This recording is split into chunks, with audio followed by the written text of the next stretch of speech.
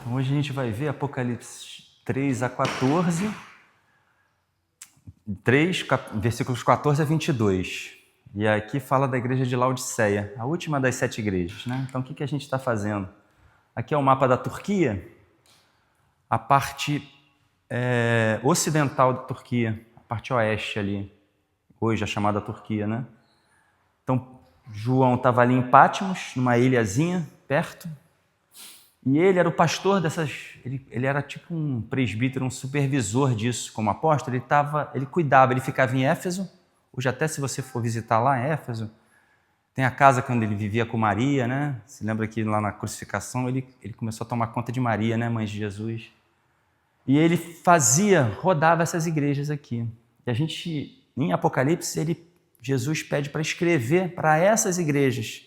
Eram 7 igrejas reais, físicas, que existiam na época, mas elas simbolizam, pelo número 7, a gente estava falando da simbologia de Apocalipse, todas as igrejas ao longo da história, até Jesus voltar, né? Então a gente viu Éfeso, ficava bem próximo, Esmirna, uma cidade costeira ali, né? Não sei se está dando para ver o mar ali. Pérgamo, Tiatira, Sardes, Filadélfia e agora Laodiceia, mais no interior aqui. Desculpa. Então, essas cartas foram cartas circulares, cada uma foi lendo de todo, mas ela tinha um endereçamento fixo, né? Jesus escreve para uma igreja daquela, mas eram cartas que todas foram lendo, uma leu da outra, né?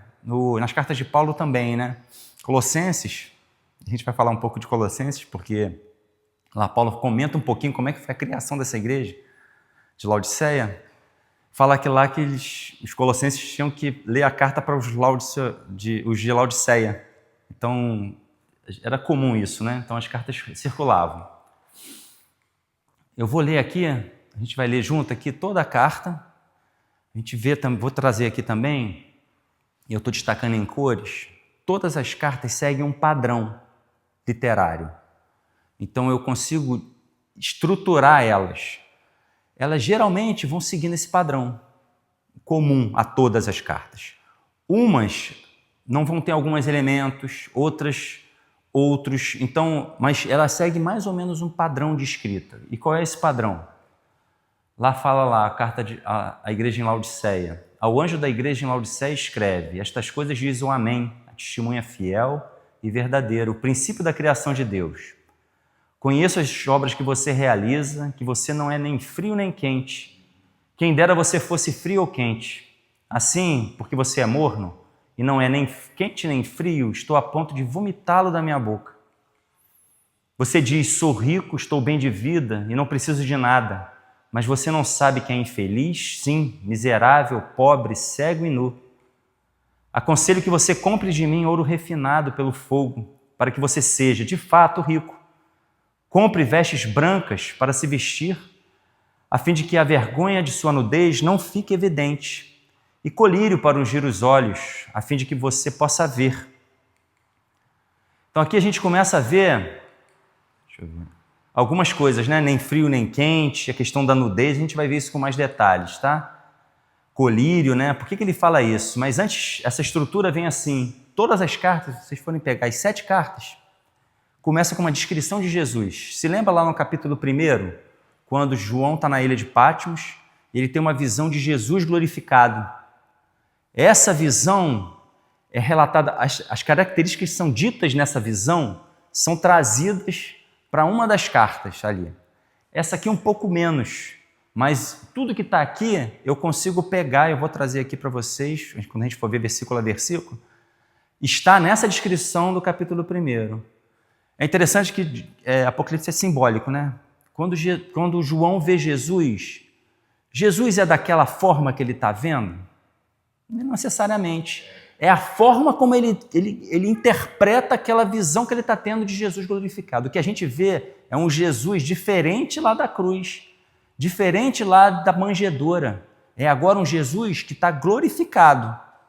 Ele não é mais o servo sofredor, ele continua sendo o servo sofredor, mas agora ele está se apresentando como o Rei dos Reis e Senhor dos Senhores. A gente vai ver isso no capítulo 19. Então, ele tem essa visão, e aqui ele traz um pouquinho dessa visão. é o amém, a testemunha fiel, tudo isso são palavras que descrevem Jesus, quem é Jesus, e está lá no capítulo 1.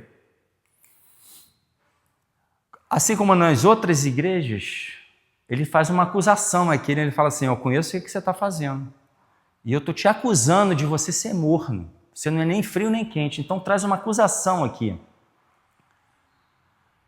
Ele repreende, né?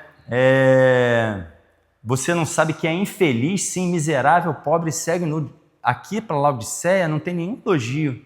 Nas outras igrejas vai ter elogio. Laodiceia era uma região muito rica, né?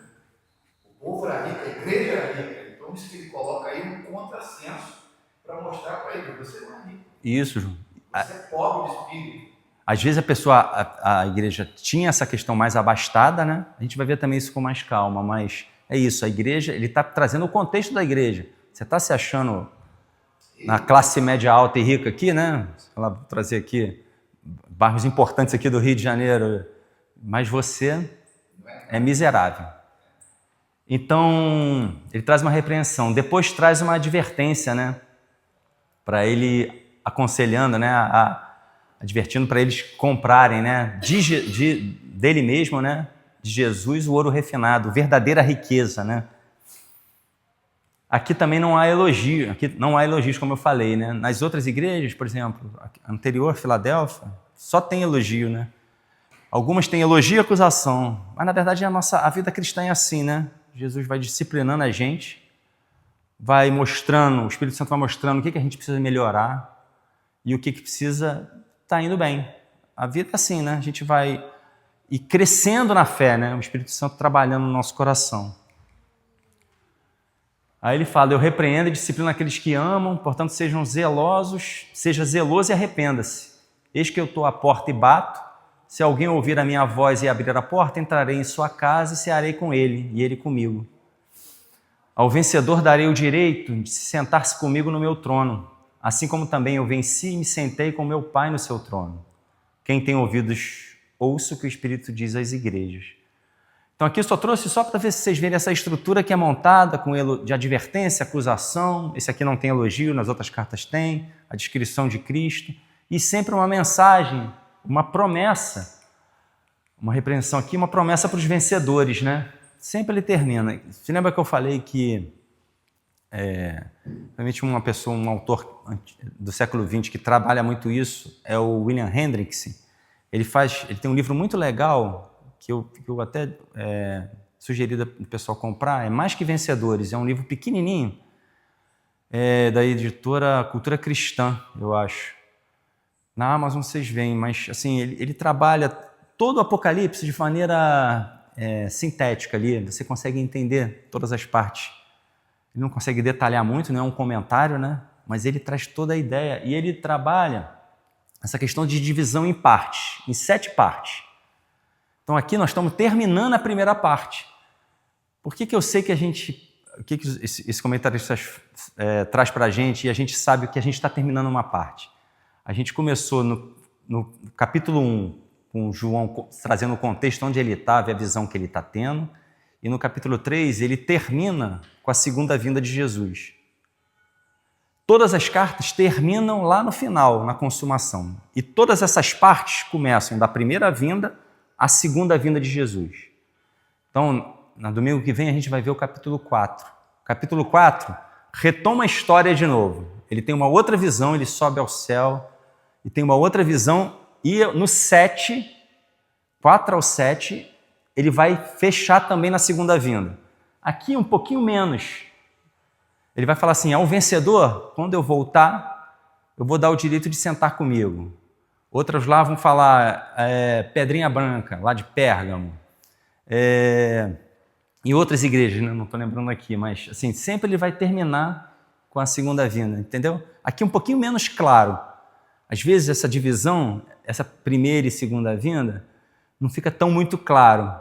Algumas vão ser claras. Por exemplo, a segunda parte do capítulo 4 ao 7, no 7 é muito claro que ali já tem uma consumação.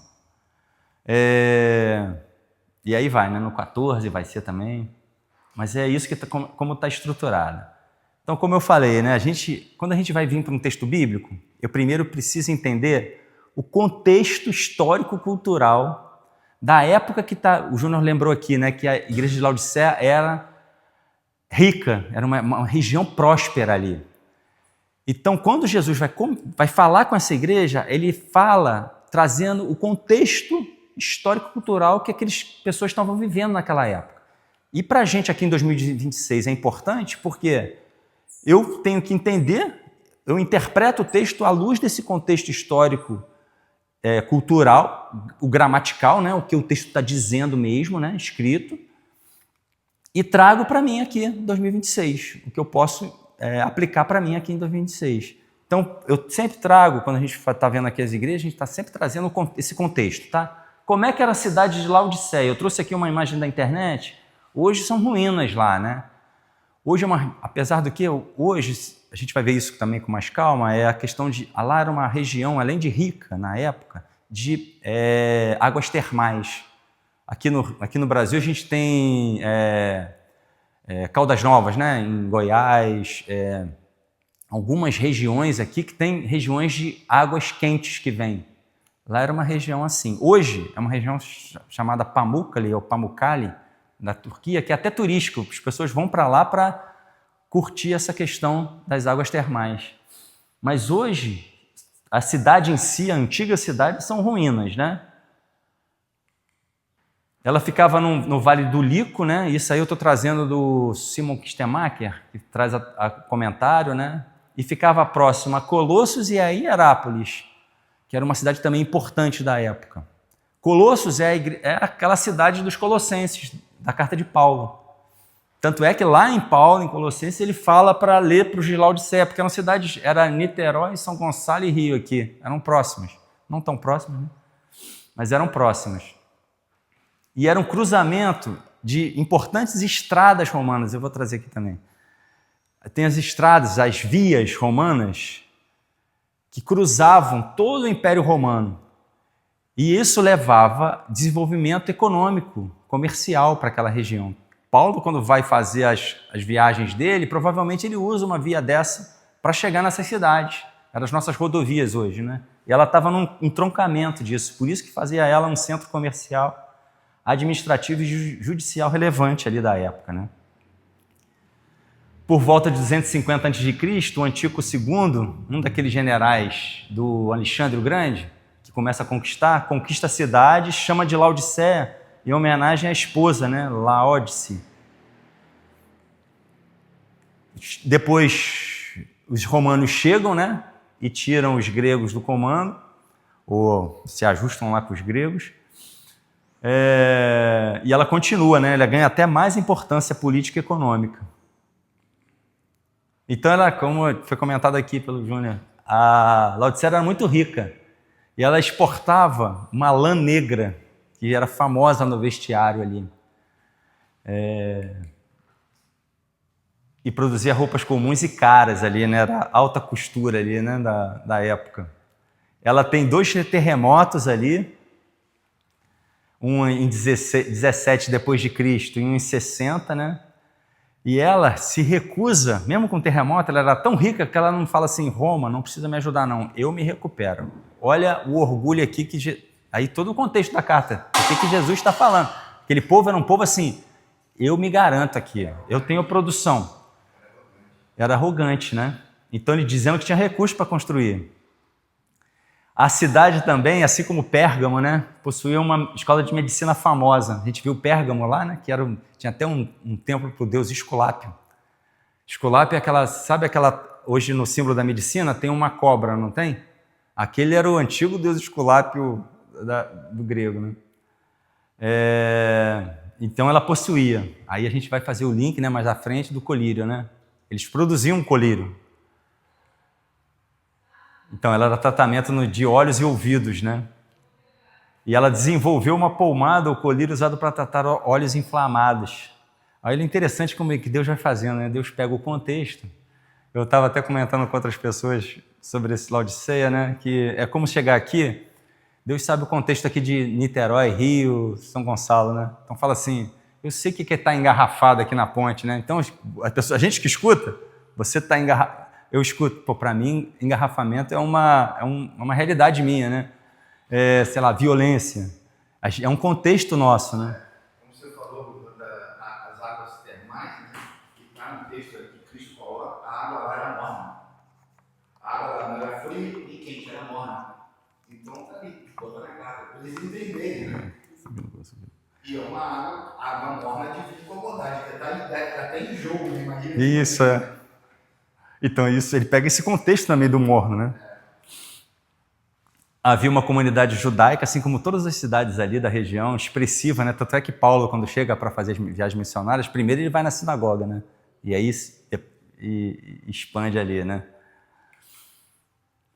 E a água vinha de longe, como o João está lembrando. Então, a água termal estava em Hierápolis ali, próximo.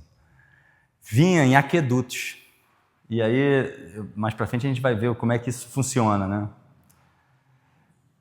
Isso aí, né? O aqueduto vinha, como era aqueduto ao ar livre, chegava em Laodiceia, a água quente lá, morna. E cheia de minerais. Então, por que é vomitar, né? A água tinha cálcio ali, carbonato de cálcio. E aquela água era meio salobra ali, sei lá, vamos dizer assim, né? Então, quando você bebia água sem muito filtro, dava ânsia de vômito. E era um contexto para a época. Estava vendo até uma pessoa que mora na Alemanha, no norte da Alemanha, falando que lá também eles têm esse problema da água ser muito pesada em cálcio. E isso dá um gosto da água ruim e até, mesmo você limpando, fica manchado de cálcio. Era a mesma coisa aqui. Então chegava morna e chegava com esse carbonato de cálcio. Isso aqui são as estradas, isso aqui é um software chamado Logos, que ele traz a questão do mundo antigo ali, né? Então, você vê que essas igrejas ali está Sardes, não sei se dá para ler, né, Esmirna, mas são cortadas ali por estradas, né? A gente vê Laodiceia ali, muito próximo a Hierápolis e Colosso, né? Não sei se você vê aqui, consegue ver que está pequenininho. Laodiceia hoje é uma ruína, né? E diferente de Éfeso, né? Éfeso, quando você chega lá visitando, você caminha na cidade. Está bem preservado. Laodiceia, Sardes é outra, né? Que o pessoal fala muito de Laodiceia, né? Mas Jesus foi duro também com Sardes, né? Sardes fica um pouquinho apagada por Laodiceia, mas hoje são ruínas. Você vê uma cidade que não ficou preservada, né? Talvez até com juízo ali de Deus. Então, versículo 14 fala assim, ó, o anjo da igreja em Laodiceia escreva, estas coisas diz o Amém, a testemunha fiel e verdadeira, o princípio da criação de Deus. A gente viu que anjo da igreja aqui, as estrelas na mão de Jesus, lá no capítulo 1, são os anjos da igreja. Que anjos da igreja são esses? Vai ter gente que vai falar que são anjos mesmo, seres angelicais, mas muito provavelmente a maioria das pessoas entendem que esses anjos eram a liderança da igreja. Anjo, no original no grego, é mensageiro, que leva alguma mensagem, e era a função dos líderes aqui, né? E aqui a gente vê que provavelmente os comentaristas falam que era o tal de Epáfras, que é comentado na igreja, na carta dos Colossenses. Vamos abrir Colossenses 1:7. Aí vocês conseguem abrir a Bíblia para a gente ler junto? De repente 1:7 e outro 4:12-13. De repente Carla 1:7 e Júnior 4:12-13.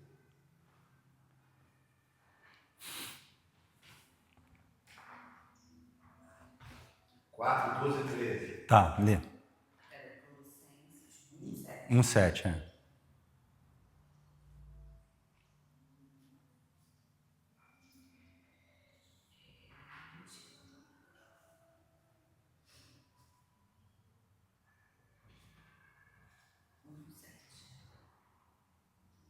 Pode. Vocês o aprenderam de Epáfras, nosso amado cooperador e fiel ministro de Jesus Cristo com vocês. Termina aí ou tem mais? Porque você tem um monte de coração. Não sei, pode ser, não tenho isso de cabeça. Mas pode isso, ele está falando na carta de Colossenses que eles aprenderam de Epáfras. Então, provavelmente, Epáfras era o pastor em Colossenses. A gente viu que Colossos estava perto de Hierápolis e perto de Laodiceia. Então, provavelmente, Paulo não funda diretamente a igreja de Laodiceia, mas orientou Epáfras, que Epáfras foi para aquela região e fundou a igreja. Aí lê o 4:12, por favor, João. Epáfras, que é um de vocês e servo de Cristo Jesus, envia saudações. Ele está sempre batalhando por vocês em oração, para que, como pessoas maduras e plenamente convictas, continuem firmes em toda a vontade de Deus. A respeito dele, dou testemunho de que se esforça muito por vocês e pelos que estão em Laodiceia e em Hierápolis. Tá vendo? Então, provavelmente, Paulo está falando o seguinte, o Epáfras era esse anjo da igreja. Então, quando fala anjo, ou Epáfras ou os discípulos de Epáfras ali, né, junto. A liderança, os presbíteros ali da igreja, né? Então, o anjo da igreja é isso. A descrição aqui que ele faz não traz características de Jesus, aquele glorificado, que tinha olhos como fogo, cabelos brancos, língua como uma espada, de Apocalipse 1,16. Mas traz coisas ali que estão no capítulo 1. Primeiro, o amém, uma palavra transliterada, amém, em hebraico é amém também, né? O que está ali. E quando vai para o grego, translitera em amém. Então, é uma palavra que não teve tradução. Era tão usada que a gente, hoje aqui no Brasil, eu falo amém, a gente tem a mesma ideia do que tinha lá naquela época. O que é amém, né? Amém quer dizer, no original, verdade. Então, Jesus é a verdade, o amém. Amém é o assim é, né? Assim seja, certamente, de fato, em verdade, né? Que Jesus fala, né? E aí faz a gente lembrar quando Jesus fala, eu sou o caminho, a verdade e a vida, né? Então, a pessoa que vê, Jesus quando fala assim, em vez de ele falar, eu sou Jesus, ele fala, eu sou a verdade. A pessoa que está escutando isso, fala assim, Jesus é a verdade. Então, ele dá a característica dele, né? Então, esse eu não vou nem ler o João 14:6. Se a gente puder ler o Isaías 65:16, por favor. Pedir para vocês ficarem abertos que a gente vai passeando aí. Que também fala disso, de Deus ser a verdade.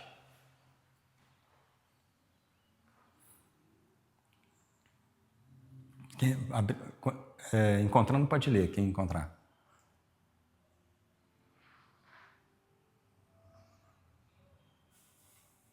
Pode ler? Pode.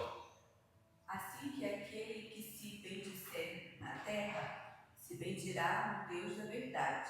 E aquele que jura na terra, jurará pelo Deus da verdade. Porque já estão esquecidas as angústias passadas e estão escondidas dos meus olhos. Então, Isaías está falando, Isaías é aquele que fala do Messias, né? E o Messias, Deus, né? Jesus, Deus, é o Deus da verdade, né? Então, quando ele fala amém, ele está falando o seguinte, ó, eu sou aquele, numa época, e a gente está vivendo épocas de relativos, né? Numa época de tudo é relativo, existe alguém que é a verdade. E alguém que é revelado nas Escrituras. Por isso que a gente estuda a Bíblia. Porque a Bíblia é a palavra inerrante e infalível de Deus. E Jesus é trazido ali, né? Na Bíblia. Na verdade, ele é o verbo, né? Também fala que ele é testemunha fiel e verdadeira, né? Apocalipse 1:5 fala assim, ó, da parte de Jesus, a fiel testemunha, o primogênito dos mortos e soberano dos reis da terra. Então, Jesus é a primeira testemunha, né? É a testemunha fiel no todo. Nós somos testemunhas também, né? Fiéis, mas debaixo de Jesus, né? Jesus é o princípio de todas as coisas, que diz Colossenses, né? Ele é o princípio da criação, né? Aí eu trouxe, não precisamos nem ler, né? João, né? No princípio era o verbo estava com Deus e o verbo era Deus, né? Então ele está remetendo, o leitor que está lendo essa carta, ele vai falando, cara, eu me lembro lá do Evangelho de João. Então ele vai trazendo essas referências, sabe? João, quando escreve Apocalipse, ele trabalha com referências, ele não parte do nada. Ou ele vai no Antigo Testamento, ou ele vai no Novo Testamento e é próprio Apocalipse, dando a interpretação do que ele está falando. E Colossenses, né? Ele é o princípio de todas as coisas, o primogênito da criação, nele subsiste em tudo, né? é dele, por ele e para ele, né? Todas as coisas. E é interessante que são duas cartas que fazem correlação com essa igreja. Você vê que a igreja de Laodiceia leu Colossenses, muito provavelmente antes de ler Apocalipse. Então, quando ele fala primogênito, ele é o princípio da criação, eles já fazem a referência. Eles já falam, cara, não estou entendendo isso aqui que ele está falando. Não é uma coisa aleatória. Conheço as obras que você realiza, que você não é nem frio nem quente. Quem dera você fosse frio ou quente. E aqui primeiro, né, assim como Sardes ele fala isso, eu conheço. Ele fala assim, ó, não adianta se esconder, achar que você está bem só porque você é rico, você tem uma posição social melhor, você está bem de vida, está se achando tranquilo, mas eu conheço o que está no coração. Então, o Evangelho é isso. O Evangelho é o Espírito Santo transformando a gente de dentro para fora. Não é uma coisa exterior. Não é eu aqui fazer uma pose de uma oração de crente, ou dar aula aqui como se fosse crente, ou pregar como se fosse crente, tocar como se fosse crente, ou falar um linguajar de crente aqui. O que Jesus está preocupado é com o nosso coração. A mudança é de dentro para fora. Esse é o Evangelho. E o Espírito Santo vai transformando a gente, e às vezes a gente vai fazendo as coisas, caminhando com Deus, lendo a Bíblia, orando, tendo comunhão com os irmãos. Quando a gente olha para trás e fala assim, caramba, eu andei e nem senti que eu andei.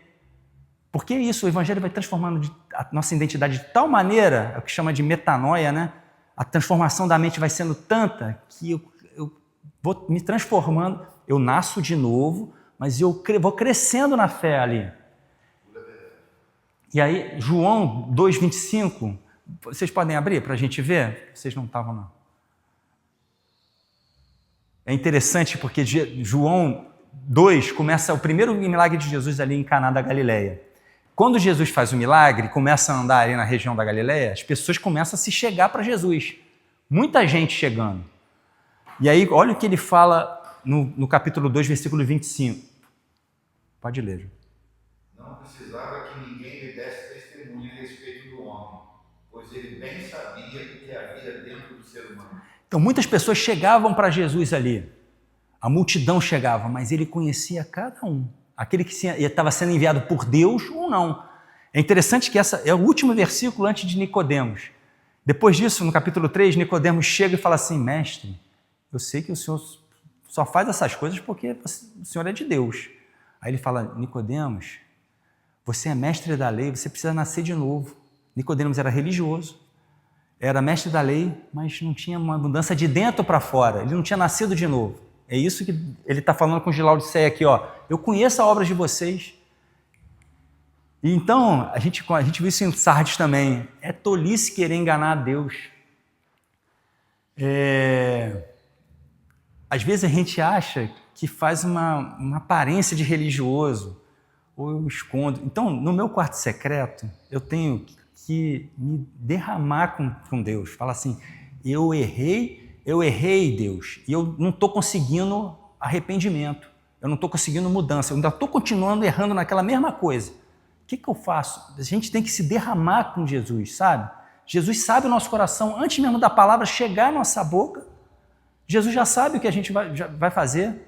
Então é tolice a gente querer viver uma vida de aparência religiosa, e eu falo isso porque a gente viu isso em Sardes. Sardes era também, ele tinha fama de estar vivo, mas estava morto. Laodiceia tinha fama de estar rica, se achando bem na fita, na linguagem de hoje aqui, mas estava mal, e a gente precisa disso. E uma oportunidade para a gente rever isso é toda vez da ceia, e eu trouxe o versículo da ceia, o que Paulo fala? Ó, examine-se o homem a si mesmo, e assim como a do pão.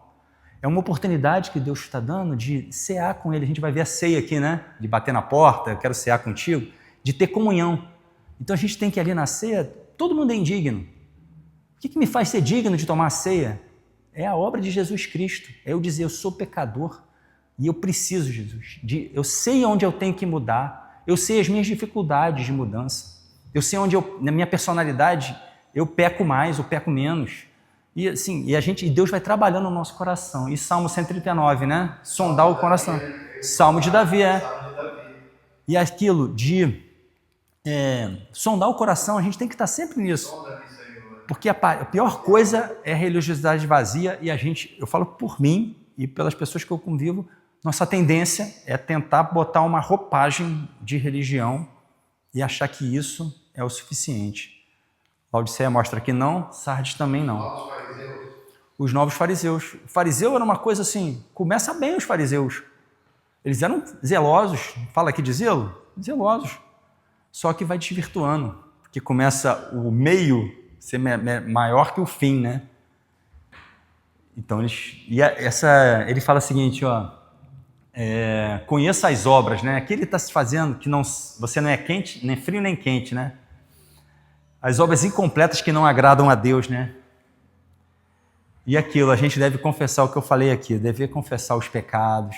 Às vezes a gente faz uma obra que não é... A gente não se dedica de corpo e alma, sabe? Quando eu falo obra, não falo atividade na igreja, não. Tá? Não é o ativismo religioso. Eu sou crente, eu não desligo de crente. Eu não sou crente quando eu venho à igreja. No meu trabalho eu sou crente, na minha família eu sou crente, com os meus amigos, celebrando uma festa eu sou crente, no meu tempo de lazer com a minha família eu sou crente. E a gente tem que ver essa questão conhecer as obras para essas obras serem verdadeiras. Eu estar ali de corpo e alma. Na minha opinião, não adianta você falar nada se você não vive aquilo. É muito bonito você chegar a conhecer da palavra, como os fariseus conheciam, conhecer da palavra, você poder falar a palavra, mas se o seu exemplo não é aquilo que você fala, de nada vale. Isso. Então, eu acho que a primeira obra é como você age, né?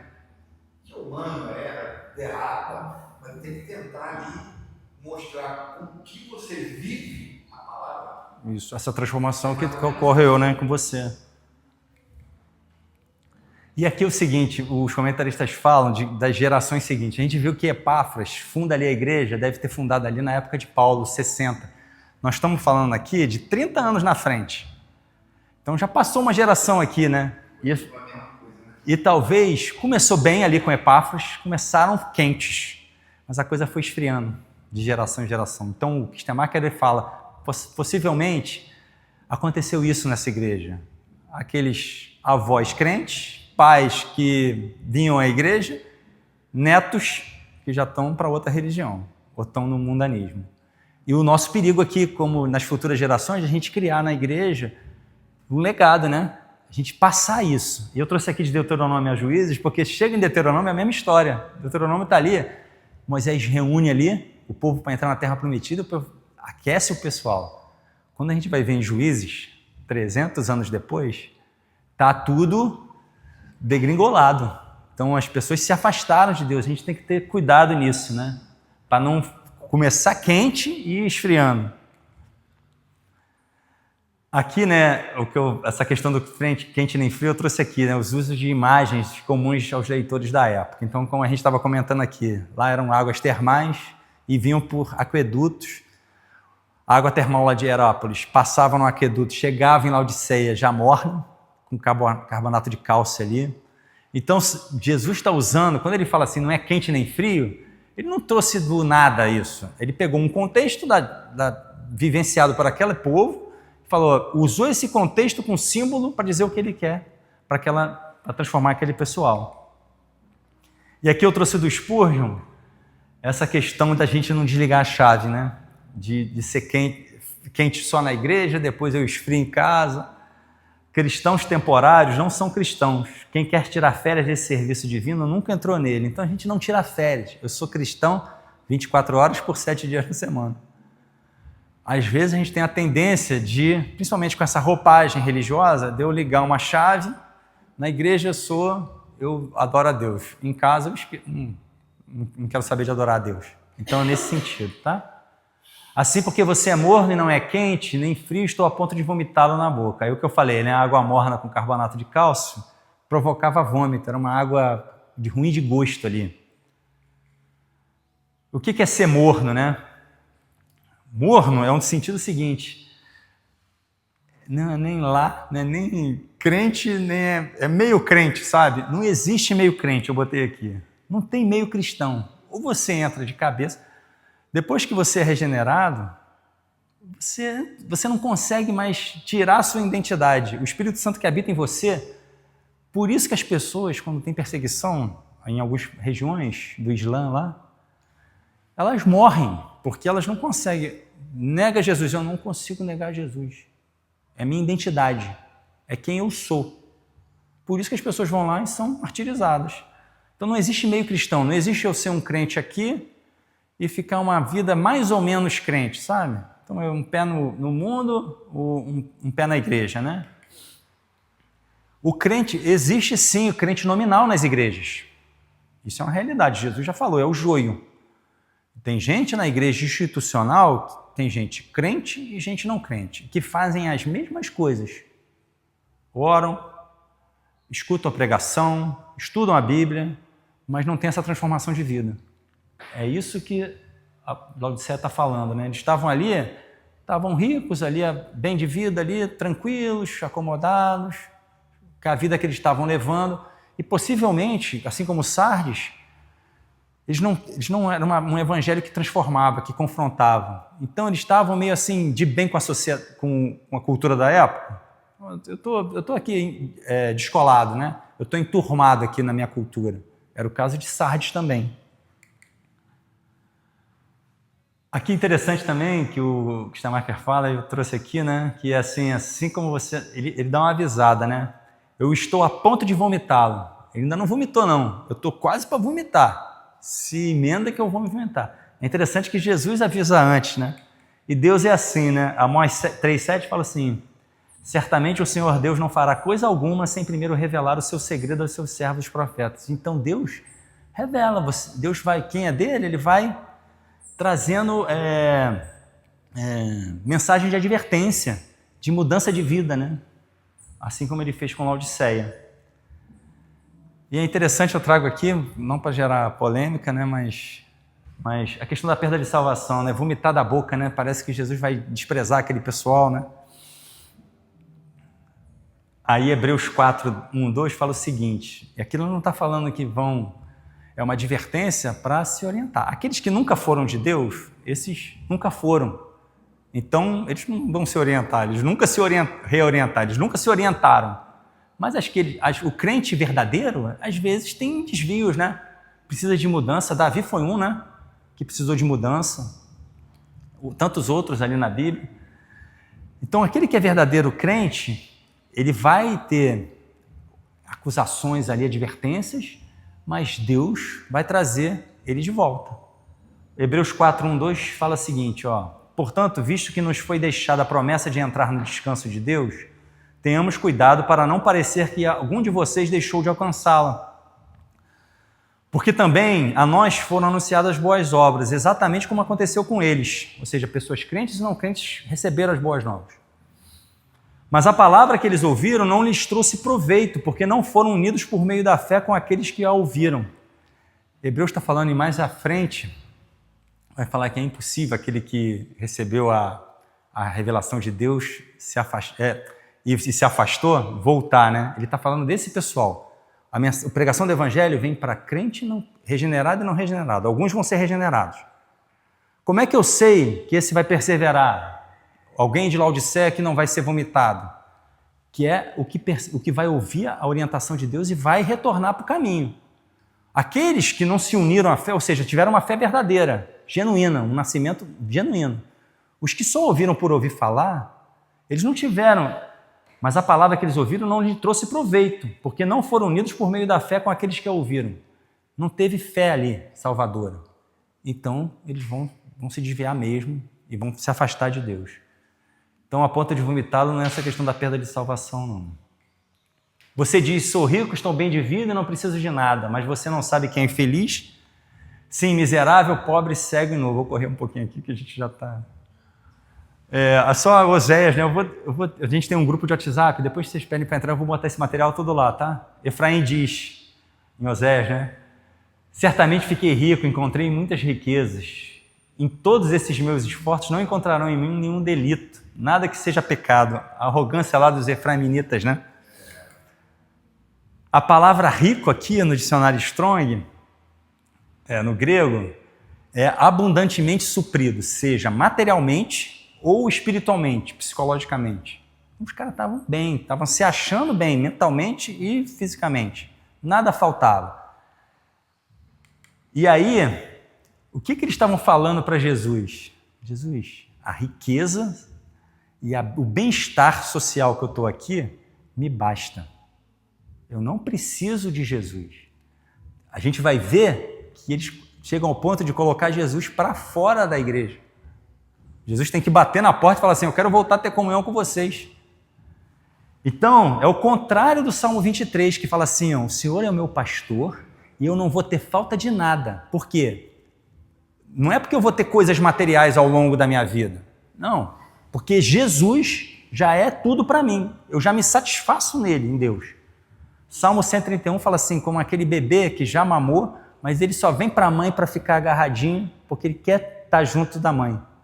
É a gente com Deus. Deus, a gente é abundante em Deus. É aquilo, tudo posso naquele que me fortalece, né? De Filipenses. Posso estar bem de vida, posso estar mal de vida, em todas as coisas eu estou com Deus. É isso que está falando aqui. E fala de uma condição interior, né? Infeliz e miserável, uma condição exterior, pobre, cego e nu, né? Aquela questão da riqueza, né? Eu trouxe aqui bem rapidamente para a gente falar, que não é o objeto, né? Mas a questão da parábola do camelo passar por um buraco da agulha. Tem muitas interpretações ali, né? Mas a mais provável é que seja a questão impossível mesmo. É uma agulhinha pequena e um camelo de um tamanho de um bonde ali, grandão. Ou seja, a pessoa só vem para Jesus, só entra no reino dos céus, se primeiro Deus quiser que ele entre. É impossível para o homem. O homem não consegue pegar a salvação dele. O que ele consegue é crer em Jesus, e isso é imputado por ele crer, porque é dom de Deus a fé, e isso, graça imerecida, e vem. Por que o rico é tão difícil? Porque ele fala da parábola do camelo e da agulha, e aqui, Laodiceia era difícil. Porque você começa a achar que eu não preciso de Deus. A vida está boa. A soberba, né? E a vida está boa, né? Só uma humildade que você consegue achar Cristo. E a vida está boa, né? Sim, eu estou bem. A gente corre esse risco. Tem que pensar nisso, porque assim, será que eu tenho que estar bem em todos os sentidos? Isso aqui, não me contentar com as coisas, pensar nas coisas do alto, né? Aí voltando a Colossenses também, que ele fala isso, pensa nas coisas do alto. Então ele não está condenando a riqueza aqui. Jesus fala que a riqueza, a única coisa que ele fala que é um Deus é a riqueza, né? O mamon. Então você não pode servir a dois senhores. Riqueza no sentido de ter abundância fora de Deus. Porque às vezes você pode ter mamon como Deus e ser uma pessoa que não tem muito recurso, mas eu me apego àquele recurso que eu tenho. Eu não sou nem rico, mas o dinheiro para mim dita a minha vida. E às vezes isso não estou falando em questão de riqueza. Isso pode ser uma pessoa com pouco dinheiro, tendo apego ao dinheiro, e uma pessoa com muito dinheiro não tendo apego ao dinheiro. Mas é uma questão que... E a avareza, né? Paulo fala, é idolatria, é um Deus. É isso que fala aqui em Laodiceia. E a teologia da prosperidade, que é o contrário do que está no Evangelho, né? A teologia da prosperidade não é bíblica. É uma teologia inventada por algum pastor ou alguma pessoa que não tem base bíblica. Isso vai contra a teologia da prosperidade. Aconselho que você compre de mim ouro refinado pelo fogo, para que você seja de fato rico. Compre vestes brancas para se vestir, a fim de que a vergonha de sua nudez não fique evidente. E colírio para ungir os olhos, a fim de que você possa ver. Aqui a gente nem vai ler, mas eu trouxe Isaías 5:1-3, fala assim, lê um pouquinho, né? Todos vocês que têm sede, venham às águas. E vocês que não têm dinheiro, venham e comprem e comam. Lá em Isaías, ele fala o seguinte, vem para mim. Não precisa ter dinheiro. Não vai te faltar nada.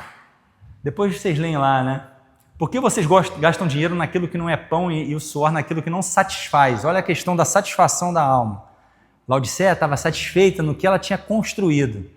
Eu sou aquele self-made man, né? Aquele que eu me criei sozinho. Eu vim de baixo e me criei sozinho. E eu me garanto aqui. Isso que Jesus está falando. Não. Compre vestes brancas para se vestir, né? Você lembra que eu falei que eles eram produtores de lã negra e de alta costura? Jesus usa essa mensagem para falar, em vez de ser lã negra e alta costura, compra vestes brancas de pureza, santidade, né?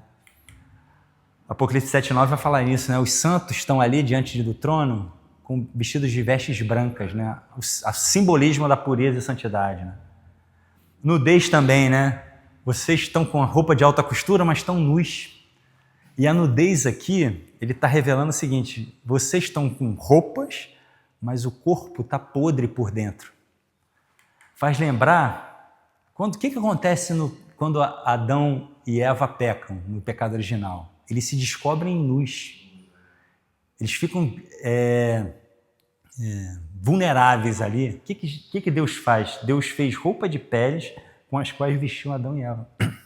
Deus deu a solução ali. Coloca essa roupa aqui como um símbolo de que eu cubro a nudez de vocês. Então ele está trazendo isso aqui. E colírio para ungir os olhos, né? A questão dos olhos espirituais, né? Eu trouxe uma questão das parábolas. Jesus falava em parábolas. E os discípulos perguntam: Jesus, por que você fala em parábolas? Jesus fala o seguinte: eu falo em parábolas para dizer como falava em Isaías. As pessoas vão ouvir, mas não vão entender. Quem não é de Deus.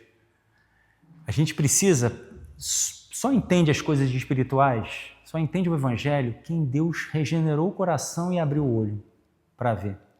Porque senão não vê. Eu estava ontem... não vou dar a data na manchete para não estar gravando, mas eu estava assim num evento, estava com uma pessoa explicando o Evangelho para aquela pessoa.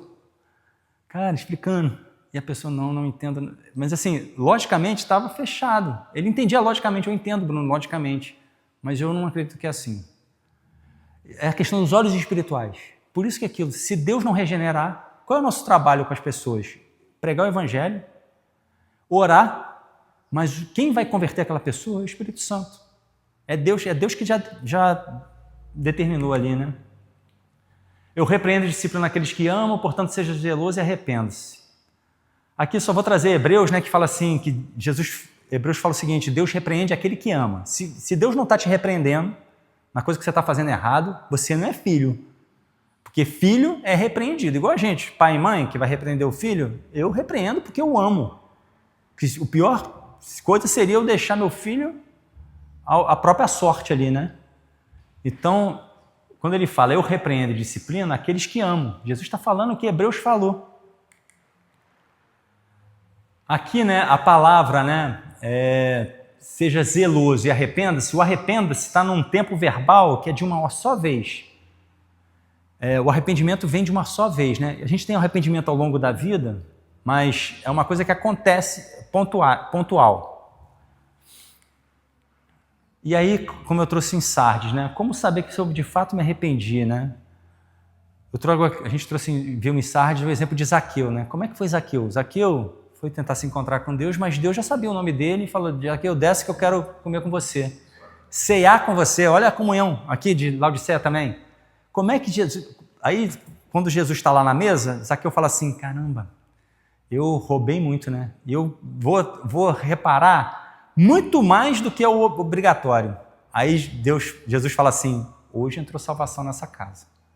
O que acontece? Como é que eu sei que me arrependi? Quando eu começo a ver a minha vida mudada. Isso vai ser de uma hora para outra? Não. Às vezes vai ser um processo de mudança na nossa vida. Mas a gente vai olhar para trás e vai ver: caramba, nesse ponto que eu estava, eu estou melhor, eu caminhei mais, eu progredi. O Nicodemos fala, né? Arrependimento não é quando você chora, é quando você muda. Nessa questão do grego, a palavra para remorso, né? Remorso é aquele choro. Eu fiz uma coisa errada, mas eu não quero que a minha mente seja transformada. Arrependimento, no grego, é metanoia, né? Arrependimento que eu vou mudando a minha forma de ver a vida. De fato, né? É interessante aqui, ele fala, seja zeloso, né? Aqui o zeloso, no verbo, no grego, é continuidade. Eu tenho que ficar sendo zeloso. Tenho que vigiar sempre. Lembrando lá de Sardes de novo. E é interessante que o comentarista fala que no grego, a palavra, você não é frio nem quente. Quem dera você fosse frio ou quente, né? Ou seja, fora de Deus ou com Deus, quente, mas você é morno. A palavra, a raiz da palavra quente e zeloso é a mesma. quando ele fala zeloso, ele está fazendo um vínculo com a água quente lá, que ele quer que o povo de Laodiceia seja. São parecidos. É interessante isso, né? Que aí você vê como é que a mensagem é passada. Eis que estou à porta e bato, e se alguém ouvir a minha voz e abrir a porta, entrarei em sua casa e cearei com ele e ele comigo. Quem é esse alguém, né? Vocês já ouviram falar de... Esse versículo é conhecido, não é? A gente usa, às vezes a pessoa usa isso para evangelizar. Jesus está à porta, está batendo para você cear com ele. O versículo não está falando isso. Quem é esse alguém aqui? Se alguém ouvir a minha voz, é alguém que está dentro da igreja, que não está escutando, não está botando. Se lembra que a Laodiceia, a igreja era tão autossuficiente e autocentrada que colocou Jesus para fora. Jesus ficou fora da igreja, ficou fora do culto, fora das atividades. Eu não penso mais o que Jesus quer, né? Então, é alguém que conhece ou não conhece a Jesus? Ele está falando para a igreja aqui, essa passagem do A Porta.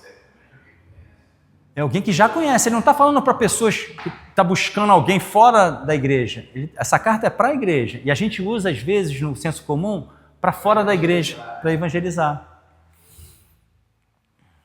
Essa carta é para uma igreja que colocou Cristo para fora, né? E aqui traz para a gente corre o risco de colocar Jesus para fora da igreja da nossa vida, né? A gente corre o risco. Na igreja aqui, a gente corre o risco. Lá na Betania também, na Atitude deve ser assim. Corre o risco de botar... Tem tanta atividade. Que Jesus aí? Eu tenho tanto evento. Eu falo lá pela Betania, tanto evento que às vezes... Será que a gente está colocando Jesus para fora? Jesus é o centro daquele culto? Então a gente tem que ver isso, né? É um alerta para a gente hoje. No Antigo Oriente, comer junto, por que ele fala de cear? Por que tem a ceia do Senhor, né? Porque ceia no Antigo Oriente, aliás, no mundo antigo, era comunhão de vida, né? Eu só comia com aquele que eu tinha comunhão de vida. E a ceia do Senhor faz isso para a gente, tá? E Jesus vem ao nosso encontro. É ele que, mesmo a igreja botando para fora, ele está lá fora e bate. Ele podia ter dado a volta e vai, né? Mas ele quer... Ele disciplina quem ama, né? Ele ama aquela igreja. Ao vencedor darei o direito de sentar-se comigo no meu trono, assim como também eu venci e me sentei com meu Pai no seu trono. Quem tem ouvidos, ouça o que o Espírito diz às igrejas. Aqui, né, é Jesus que dá o direito, né? O nosso direito de justificação e de sentar ao trono, quando Jesus voltar, de reinar com ele, né? Vem de Jesus, né? É ele que tem autoridade, né? E ele faz isso com a gente, Efésios 1:20. Ele exerceu esse poder em Cristo, ressuscitando dentre os mortos, fazendo sentar à direita nas regiões celestiais, né? Coríntios fala, né? Ou vocês não sabem que os santos vão de julgar o mundo? Ora, se o mundo deve ser julgado por vocês, a gente, né? Será que vocês não são competentes para julgar as coisas mínimas? A gente está falando, Paulo está falando nas duas cartas que Jesus está reinando e a gente vai reinar com ele. E a gente vai sentar nas regiões celestiais, né? O que a gente vê de lição para nós, né? Primeira, a gente pensar, assim como a Laodiceia, se a gente tem amado mais o mundo do que a Deus, né? E sem pensar a gente corre esse risco. Essas cartas falam muito, né? Assim, se você for... E assim, o professor dando... quando a gente vai dar aula, a gente já é impactado pela carta porque vai remoendo isso, né? E como Deus vai falando nisso, né? Será que eu, na minha vida, tenho amado mais as coisas terrenas? Está tudo muito bem, numa fase boa, isso me basta, ou eu busco a Deus, o que me basta é Deus, né? Independente das circunstâncias, né? O que me traz satisfação na vida, né? A Confissão de Fé de Westminster fala o seguinte: o propósito do ser humano é glorificar a Deus em todas as coisas e ter prazer nele. O John Piper tem um livro chamado, que ele chama de a gente ter alegria, né? Esqueci o nome do livro, mas é um livro azul ali. Ele fala assim, que o cristão não deve só servir a Deus, ele deve servir a Deus com alegria. Meu prazer tem que estar nas coisas de Deus. Coisas de Deus que eu falo não é atividade na igreja, tá? Não é atividade na igreja. É também, mas é na minha casa. Eu orar a Deus, eu ter gratidão a Deus por tudo que eu tenho, ter esse relacionamento com Deus, isso que tem que me dar prazer. Aquilo de novo, né? Tenho tido prazer e zelo em obedecer a palavra de Deus, né? E será que eu tenho colocado Jesus para fora da minha vida da igreja? São coisas para a gente pensar, Laodiceia traz para a gente. A minha satisfação tem que estar em Deus, independente. Outro versículo que é mal usado, tudo posso naquele que me fortalece. Paulo está falando o seguinte, independente se eu estou bem ou estou mal, se eu estou com dinheiro ou estou sem dinheiro, se eu estou doente ou não estou doente, eu posso tudo, porque quem me satisfaz é porque eu sou de Cristo, Ele me conhece e eu conheço Ele. É nisso. Eu vou deixar para a semana assistir esse vídeo do Hernandes sobre Laodiceia. Vou pedir para vocês lerem Apocalipse 4, que vai ser domingo que vem, tá? Aí vocês já chegam lidos, que já até com dúvidas aqui para perguntar. E é isso, vamos orar para a gente fechar? Senhor, obrigado pela Tua palavra, Senhor. Obrigado porque o Senhor disciplina aquele a quem o Senhor ama, Senhor. E obrigado que a gente é amado por Deus e a gente não está sozinho nessa... Aquele que começou a boa obra na gente vai terminar, Senhor. Mas a gente precisa ser zeloso, a gente precisa observar onde está nossa satisfação, Senhor. Independente se a gente está bem ou está mal, é o Senhor que satisfaz a gente. Aplica essa palavra ao nosso coração, que a gente possa não ser apegado ao dinheiro, Senhor, aos bens materiais, que a gente possa ser generoso como Jesus é generoso, Senhor. Deus é generoso.